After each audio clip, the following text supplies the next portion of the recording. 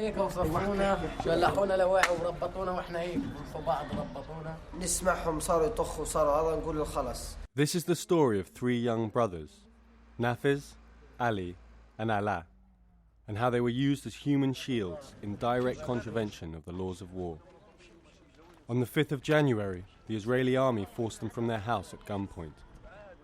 This Israeli army magazine, found in the ruins of a destroyed Gazan home, shows Nafiz, who is 16, along with three men, before he says he was stripped to his underpants and bare feet and used as a shield for the soldiers.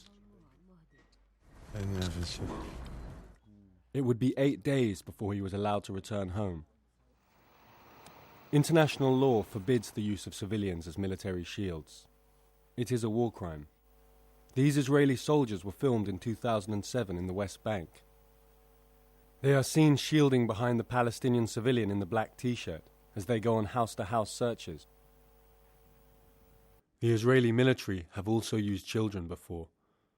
Here, in this photograph taken in the West Bank, a boy has been tied to the front of a military jeep. The youngest of the three brothers, Allah, is just 14. وقفونا على الحيط نزلوا فينا ضرب شلحونا أواعينا. حرقونا وحرقوا الجوالات قدام واحنا بنطلع فيه. Their mother Nisreen watched her sons being taken away. أنا شفت الشوفة لقيت بطلت أجمع يعني حسيت إن أولادي راحوا. بتطلع في الجندي بقول لي أنت حماس بقول له لا أنا مش حماس. إحنا مزارعين وأنت جاي تشطر على مزارعين. The Israeli army was searching for Palestinian fighters. بعدين بقوا ياخذونا يعني على الدور كضراع بشري إلهم. بقوا يخششونا في الدور. Bound and in only their underwear, the boys were sent into each house to check they were safe for the soldiers to enter.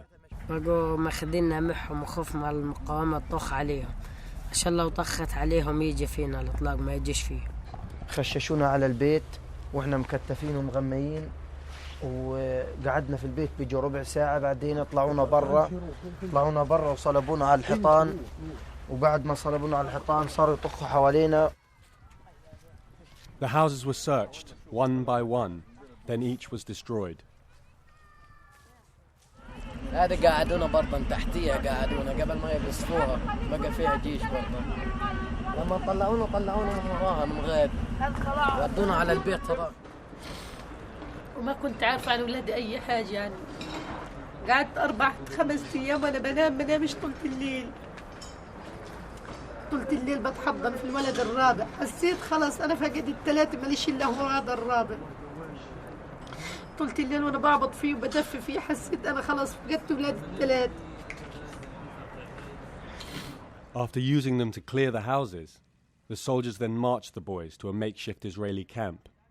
The young prisoners were then forced to kneel in front of a line of tanks to deter Palestinian fighters from attacking the camp. كانت الدبابة تمشي إيش؟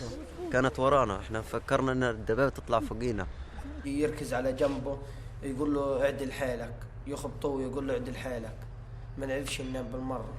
بعد يوم ونص حوطوا علينا سلك وبعد ما حوطوا علينا سلك يعني صارت تقع الشظايا تاعت القذايف علينا وفي حجر بطون طار علينا من غاد ووقع حيو عنا هان.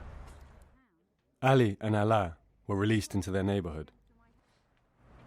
ولما رجعوا أولادي يعني ما صدقتش يحضنوا فيه وببوس فيهم. رجعوا لي 2 والثالث ما رجعش. يعني أنا لما أولادي 2 دخلوا علي كمان حسيت إنه الثالث يعني معدوم. إيش اللي صار في الثالث؟ يعني بسأله وين أخوك قاعد الصبي يصيح ما جاوبنيش وين أخوه. Nafiz and some of the other prisoners had been taken over the border into Israel. رمونا فوق بعض وخلونا جوا عندهم على المستوطنة يحققوا معنا. كانوا يحطونا عند المحقق ويضل ايش بدنا حماس وما فيش عنده تفاهم بيغلط عليك وبيضرب. Nafiz was later taken back to Gaza and released.